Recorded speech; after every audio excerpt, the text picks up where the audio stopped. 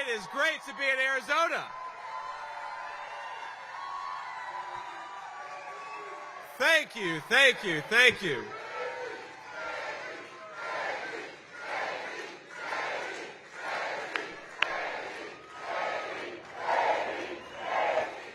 Please, please, thank you all. It is so fantastic to be in Arizona. I.O. Thank you to Charlie Kirk. Isn't Charlie Kirk great? He's done so much for this state of this country. Well, in 96 days, my friends, we're going to take back our country and elect Donald J. Trump, President of the United States. And it's going to start right here in the great state of Arizona, right?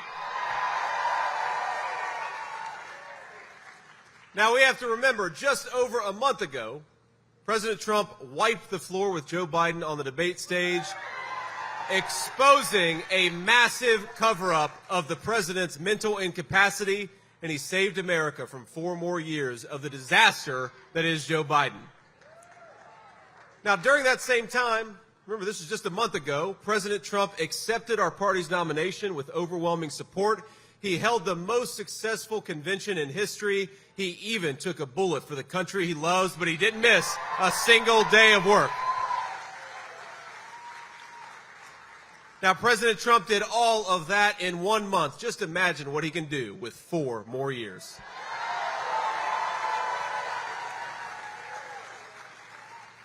Now, the media, of course, is going to do everything they can to stop that from happening. We have some of our illustrious media back there. It's okay. Some of them are okay, like 1 or 2. Now, this morning, President Trump attended the National Association of Black Journalists Conference in Chicago. Did you see all? Seemed like it was a lot of fun. But he did that because he's running to be president for all Americans. Now, he's already got record support from black voters, Hispanic voters, union workers, and many other Americans who have been lied to and betrayed by Kamala Harris and the fake news media. And this morning, unlike Kamala Harris, President Trump showed up and took some tough questions. The press treated him the same way they have since he came down that escalator in 2015. They were rude. They cut him off. And they didn't want to hear, much less report, the truth of what he said. So you guys want to hear that truth about Kamala Harris? Kamala Harris is a phony who caters to whatever audience is in front of her. I don't know if you saw this, but earlier this week, look up the clip. She went down to Georgia and started talking with a fake Southern accent. I'm serious. Now, what the hell was that all about? Kamala Harris grew up in Canada. They don't talk like that in Vancouver or Quebec or wherever she came from. Doesn't matter. It's the same new liberal policies, but a different accent, whoever she's talking to. Now, on November 5th, she can go back to using her San Francisco accent because we are going to send her packing and we're going to elect Donald Trump, President of the United States.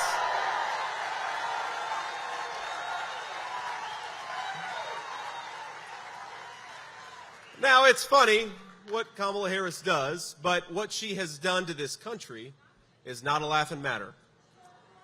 Just today, I heard that the Biden-Harris Department of Justice cut a deal with al-Qaeda terrorist Khalid Sheikh Mohammed to avoid the death penalty. It was reported today.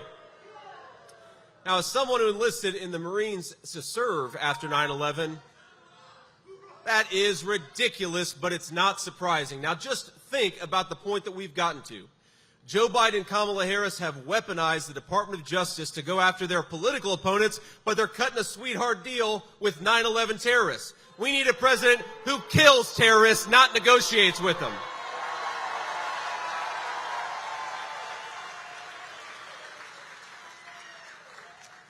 Now, the weakness of this administration, of Kamala Harris's administration, has been a disaster for our country all over the world.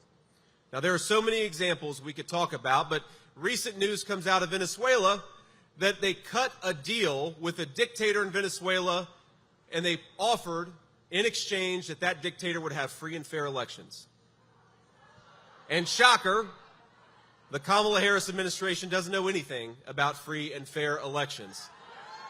So they're coddling dictators all over the world. We need to bring back American strength, and that means bringing back Donald J. Trump as President of the United States.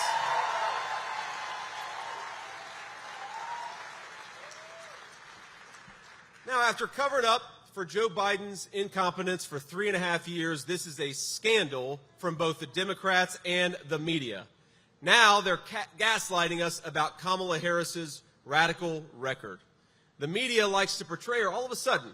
She's a sensible moderate. That's what they say.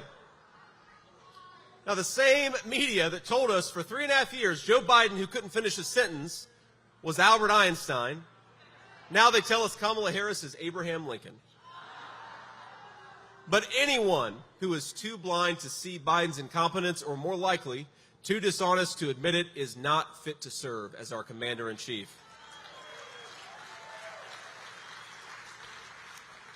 And the Democrat Party bosses, they've decided to install Kamala Harris as their new nominee. But think about this, she has not received a single vote for President of the United States. Now, the media calls this a coronation. I think we'd call it a coup. And in America, we don't crown our leaders, we vote for them.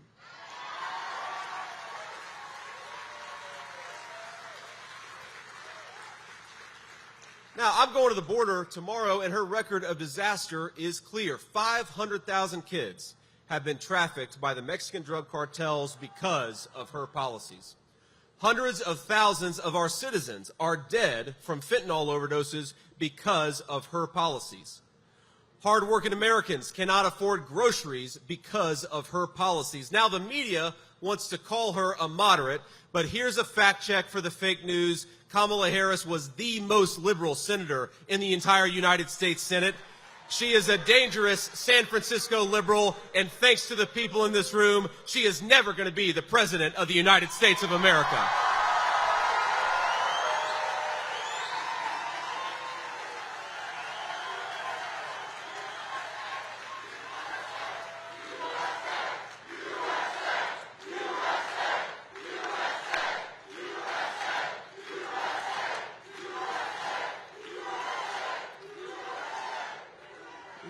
Let us count the ways in which Kamala Harris has screwed up this country over the last 3.5 years.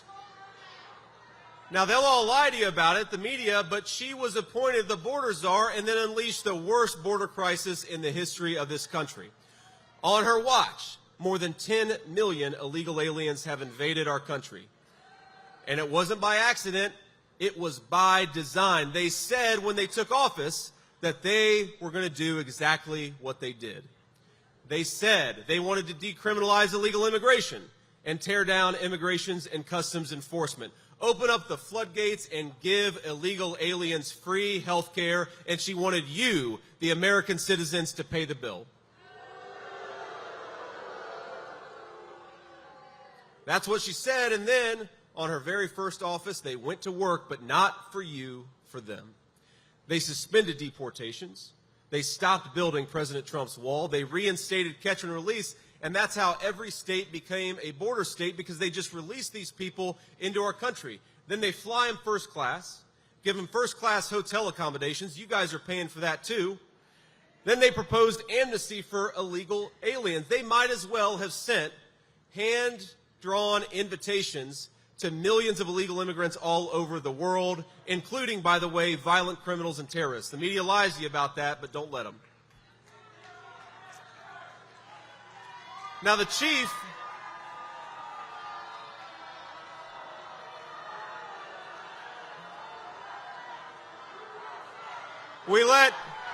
there we go.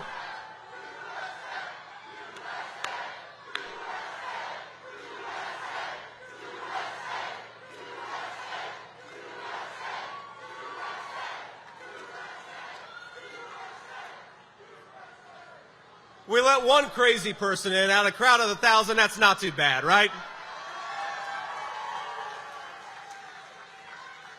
Now, what our friend out there doesn't want you to hear, but I'm going to say anyway, is that the chief of Border Patrol was appointed over a year ago. Our own border czar, Kamala Harris, hasn't spoken a single word to him.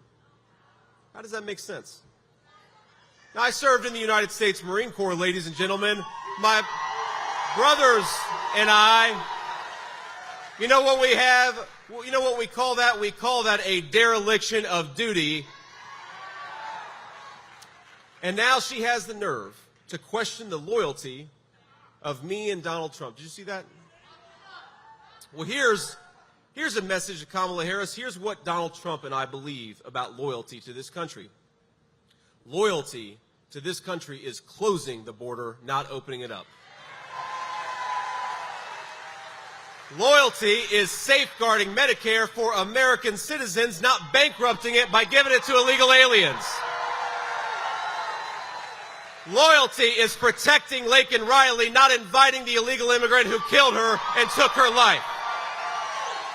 Loyalty is protecting our children from fentanyl, not inviting the drug cartels to deal it in our playgrounds. Loyalty is serving in the United States Marine Corps, something I am proud of. Loyalty is taking a bullet for this country, something Donald J. Trump did. If Kamala Harris wants to see the face of disloyalty, she can look in the damn mirror.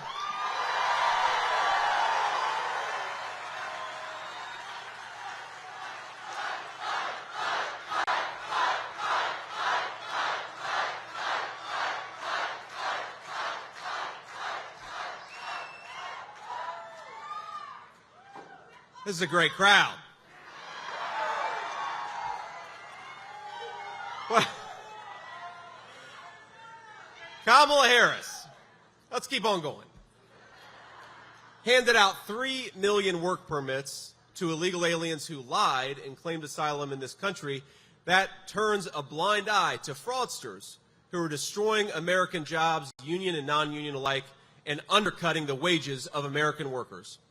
And I guarantee you, if the failed border czar becomes the president of the United States, she is going to give every single illegal immigrant the right to vote, going to destroy your nation and your say in your own country.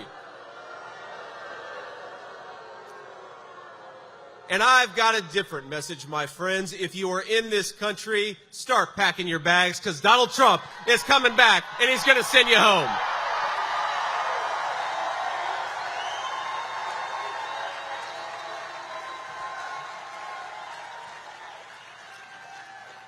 My friends, it is time to put the interests of the citizens first. The interests of American citizens should be the priority of our leadership. That used to be common sense. We may have disagreed with the Democrats 20 years ago, but they at least agreed that we're supposed to put the interests of our citizens first. Now, we are grateful to have some great Republican leadership in the state of Arizona and all across our country who are committed to this basic principle that our leaders should care about our own citizens. So I'm going to give a shout out to a few of them. Arizona Republican Chairwoman Gina Swoboda. Where's Gina? There's Gina. We got Glendale Mayor Jerry Weirs. Where's Jerry? Jerry. We have got some great congressmen in the state of Arizona. We've got Eli Crane. Where's Eli?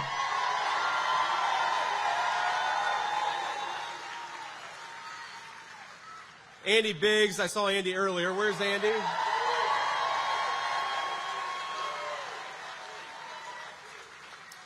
Where's Paul Gosar?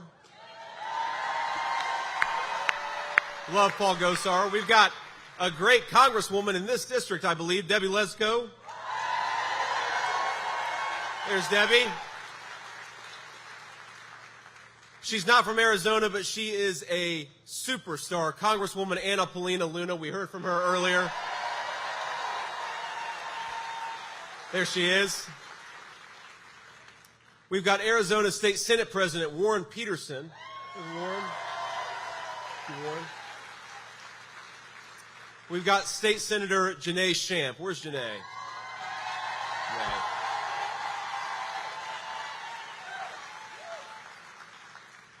Now, I met Janae earlier, and she said, I said, Janae, call me JD. And she said, I'm not going to do that. I said, okay, Janae, in a few months you can call me Mr. Vice President. How's that sound? Is that all right? Now, before I call up our next guest, I want to just point out what an incredible blessing it is to have a future United States Senator who actually cares about this country and is dedicating to putting its interests first. Now, the reason we know she's awesome is because the fake news lies about her as much as anybody else in this country. She just won her primary, though it wasn't in doubt. Kari Lake, can you please come on up here?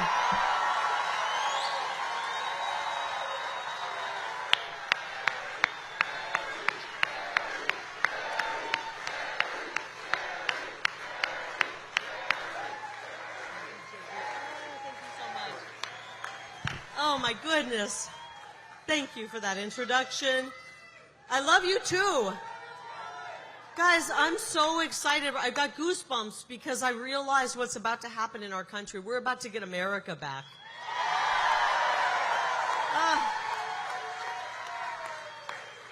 And this mama bear is ready to get America back.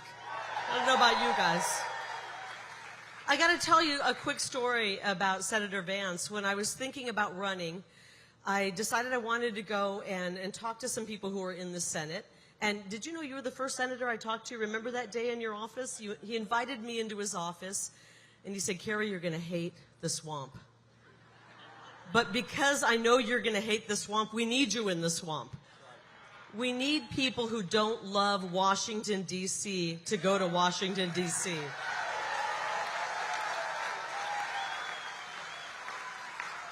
I'm not going there to make a whole bunch of I don't want to make any lobbyist friends. I got enough friends in Arizona. And I want to go there and be a senator much like Senator Vance has been. Somebody who votes for America First policy, even if he's getting the stink eye from some of the swampier people in the swamp. Right? We don't want someone in Washington, D.C. who's going to get there and cave to the lobbyist and the D.C. swamp. We got to have fighters in D.C. I love JD Vance because he's in this because he loves his family. He knows the future of this country. We're at a crossroads right now. We either save this country, or as one of our favorite presidents, Ronald Reagan, said, we plunge into 1,000 years of darkness. This man's not going to let us plunge into 1,000 years of darkness.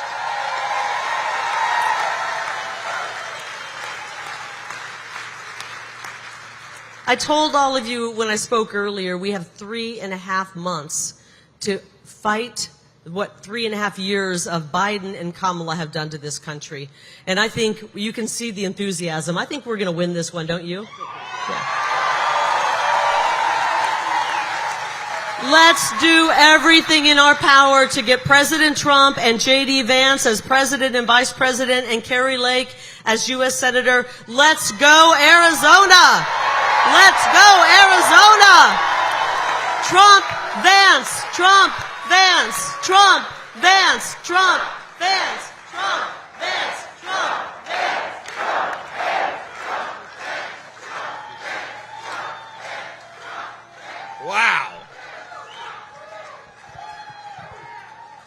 You guys are so lucky to get to vote for Kari Lake to be your next United States Senator. Wow. Just amazing. God bless you, ma'am. We do have some Ohio representation in this room, right? Now, here's one of the reasons I love Kari Lake. You heard her talk about the lobbyists in the swamp. For decades, politicians in Washington have sold out our country. When multinational corporations called their offices with those lobbyists, Kari, they traded American jobs for campaign cash. Now, they'd never admit this, of course. They wouldn't put it like that. They'd brag about trade deals and promise cheap products. They called it globalization, and that's what it was. American jobs went to some other part of the globe instead of staying here for our own citizens. And if it's up to Kamala Harris, it's going to keep on happening. She voted to preserve NAFTA, the very trade deal that sent American jobs to Mexico and turned American dreams into nightmares. And now she wants a promotion. Well, I think it's time to tell Kamala Harris, you're fired.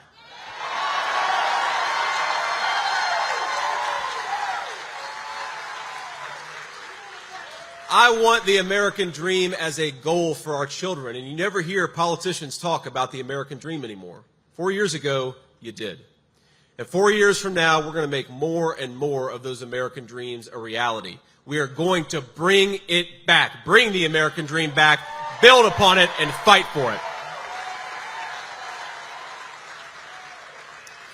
So let's talk a little bit about what we believe in this room and what we believe on this ticket. We believe that 1 million cheap plastic toys from China isn't worth a single American manufacturing job.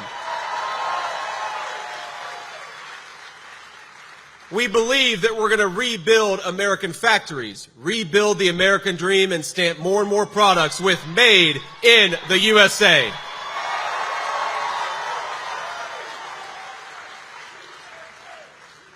Now, I've seen the consequences of electing failed politicians like Kamala Harris. I've seen it in my own hometown. Because more often than not, it's the ones the Bible calls the least of these who suffer the most under Kamala Harris's policies. Now, some of you know a little bit about my background and my biography, but I grew up in a town that was really struggling thanks to the failed politicians in Washington. And I was able to achieve my dreams. I was able to go to school and join the Marine Corps and build a beautiful family. I've got a beautiful wife and 3 beautiful kids, and that was my American dream. It was always to be a good husband and a good dad. Thank you.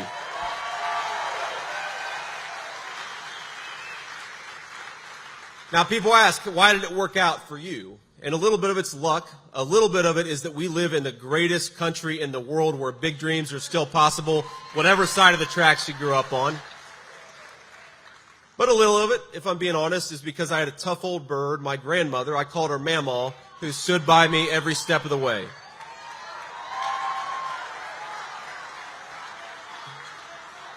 Now,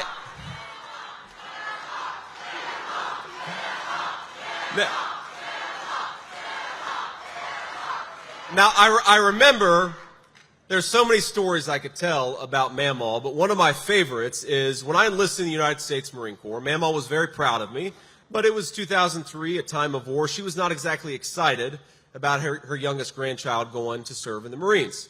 So when the recruiter came over to tell her what boot camp was going to be like, he started to walk up the steps to her porch, and she said, "If you step one more foot on my porch, I'm going to blow it off." And she had 19 handguns at home. That was not an idle threat. So I had a strong woman who made me who I am and gave me the opportunities that I've had. And I know there are a lot of strong grandmas and a lot of strong moms out there. Now, I want to talk about another strong woman, a woman we heard from at the RNC convention.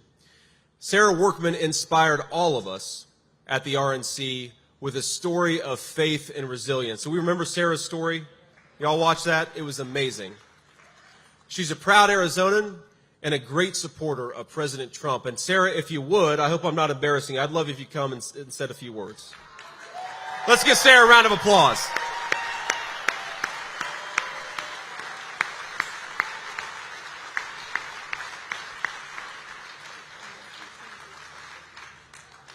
Oh, boy.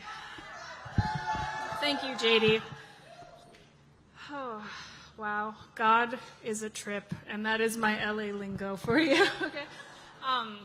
I've been very inspired by JD's story because it's one, I haven't personally had parents struggle with it, but my ex-husband has for almost 9 years now. And I have an 11-year-old son named Elliot, and so we've walked a really long, dark road dealing with his addiction and, you know, our divorce and all of that. But God is faithful, and I'm so thankful that we have Donald Trump and JD as examples for us, as people to represent us against, again, how I said earlier, that this is a battle of good and evil. And I'm so grateful. Again, JD is the American dream. His story is the American dream. It gives me hope to keep moving forward and be encouraged. I hope all of us are encouraged because Donald Trump and JD Vance are going to make America great again. So give it up for JD.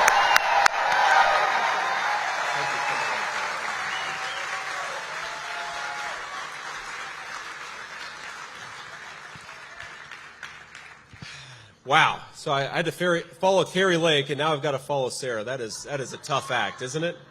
But look, what an amazing story. Thank you so much for sharing it with us. And I want to talk a little bit about just the American dream, because it is under threat in our country. And when I talk about going from a poor family in Ohio to standing up here before all of you, what a great example of what this country makes possible, that I'm here asking to be your next Vice President of the United States, isn't it? I mean, isn't that such a cool thing?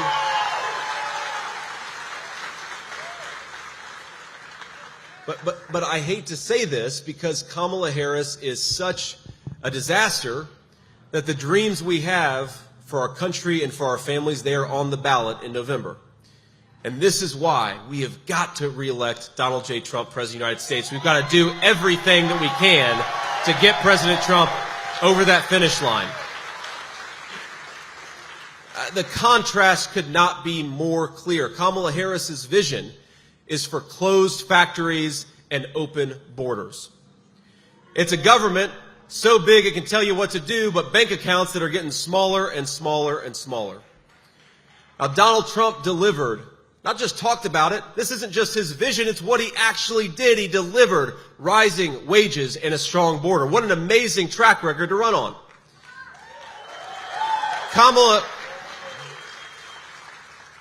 Kamala Harris wants to ban fracking and buy energy from every dictator around the world. Donald Trump wants to drill, baby, drill.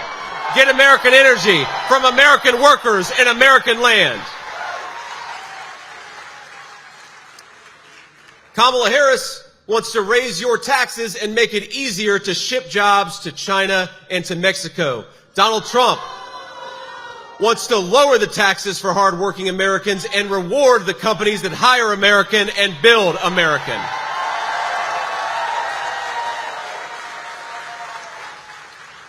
Kamala Harris wants to defund the police and the violent criminals who make our streets less safe. Donald Trump, he's going to lock up the bad guys and back the blue, which is what all of us in this room believe. Now, I want to speak to all of you in the audience and anybody watching who's struggling today. If you're scraping by instead of thriving, I know what that feels like. I know what it's like to choose between paying off the credit card debt or buying groceries. I know what it's like to watch families fall apart under financial stress. And I know what it's like to worry that a parent will never kick that habit, that fear that the habit they have, whether it's drugs or alcohol, is going to eventually claim their life. But I also know that our national motto is "In God we trust," and God tells us to hope and not despair.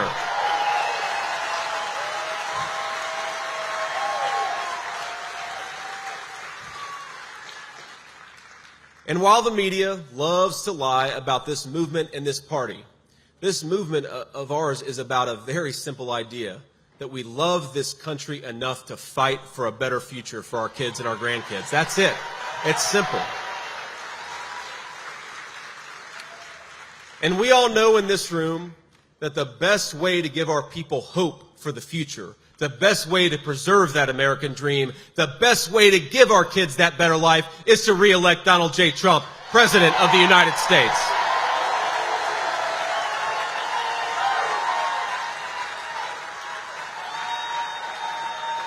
And Kamala Harris, she offers to lead us to a place of despair. So let me ask you, do we want open borders in this country? Do we want to bankrupt Medicare by giving it to illegal aliens? Do we want to defund the police? Do we want to ban fracking? Do we want a dangerous San Francisco liberal like Kamala Harris? Instead, in just a few months, Arizona is going to lead a great American restoration, a restoration of American safety, of American prosperity, and American hope. We're going to secure our border and stop the endless flow of drugs and crime into our communities. We're going to bring down the cost of food and housing so that young Americans can afford to start a family and put that family in a beautiful home. We're going to end the radical environmentalist nonsense and restore American energy dominance. We are going to turn this country into a manufacturing superpower once again. We're going to cut taxes for working families, including on tips for our servers and on Social Security for our seniors. We're going to secure peace through strength and make sure our allies do their part. We will, in short, make America great again. It's going to start in Arizona and spread like wildfire all across our country. Let's go elect Donald J. Trump, President of the United States. God bless you all, and thank you so much. I love you, Arizona. Thank you for having me.